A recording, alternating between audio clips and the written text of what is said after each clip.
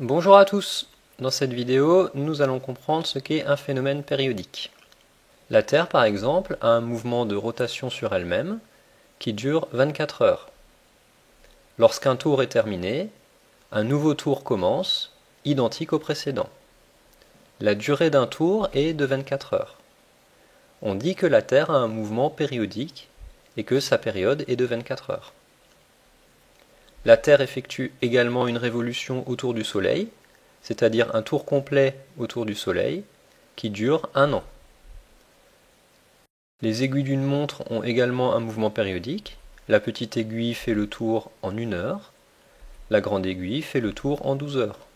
Et lorsque ce mouvement est terminé, l'aiguille recommence le même mouvement. De manière générale, on dit qu'un phénomène est périodique s'il se répète à l'identique et à intervalles de temps réguliers, c'est-à-dire toujours avec la même durée. Cette durée s'appelle la période. Voyons un exemple utilisé en médecine. Ce patient est en train de faire un électrocardiogramme. On enregistre la tension électrique avec des électrodes en fonction du temps. Et on obtient ce graphique.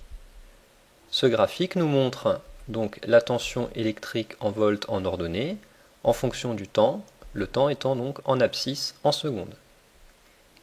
Ce signal est périodique car il y a un motif élémentaire qui va se répéter à l'identique à intervalles de temps réguliers. Voici un deuxième électrocardiogramme. Ce signal n'est pas périodique, car même si le motif élémentaire se répète, ce n'est pas à intervalles de temps réguliers, on voit que le cœur accélère. Pour mesurer la période d'un signal périodique, il faut commencer par repérer sa période. La période, c'est le motif élémentaire qui va se répéter. Je l'ai repassé ici en vert.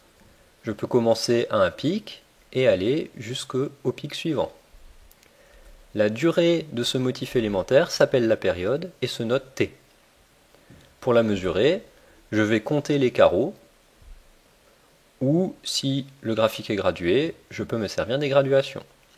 Je trouve ici 3,5 carreaux, et comme un carreau est équivalent à 0,2 secondes, je trouve que la période est égale à 3,5 fois 0,2 égale 0,7 secondes. Cela signifie qu'il y a un battement de cœur toutes les 0,7 secondes. Il existe une méthode plus précise pour mesurer la période.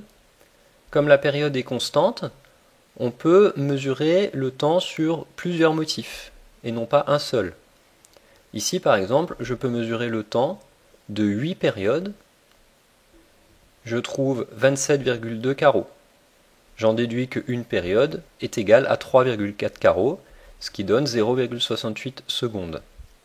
Cette mesure est plus précise que la précédente, où j'avais trouvé 0,7 secondes, car je mesure une plus grande durée.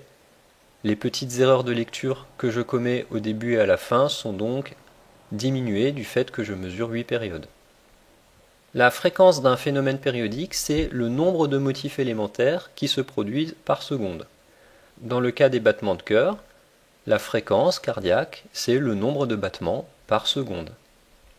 La formule qui permet de calculer la fréquence s'écrit F égale 1 sur T, avec T la période en secondes et F la fréquence en Hertz. Dans notre exemple, la période était égale à 0,68 secondes, la fréquence cardiaque est donc égale à 1 sur T, ce qui donne 1,5 Hertz. Autrement dit, il y a 1,5 battements de cœur par seconde. On voit que la fréquence, en fait, c'est l'inverse de la période. Donc, si la période est plus petite, la fréquence est plus grande. Si le motif élémentaire dure moins longtemps, alors il y aura plus de motifs qui vont passer en 1 seconde, donc la fréquence sera plus élevée. Et voilà, vous avez maintenant compris ce qu'est un phénomène périodique et ses caractéristiques. Bravo!